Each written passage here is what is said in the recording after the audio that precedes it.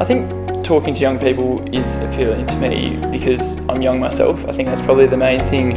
I've sat in a lot of lectures, a lot of talks, a lot of presentations, a lot of workshops, and most of them are by older adults, and so many of them have been great, but also the occasional one that we've had with younger people they've been incredibly engaging and relatable. I see myself having that kind of connection and relatability to the younger students.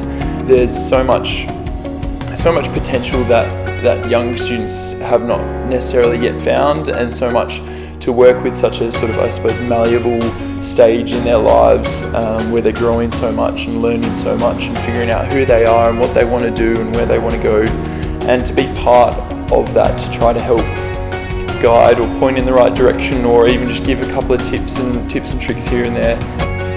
Things that I've learnt from my recent experience being in similar shoes to people that age.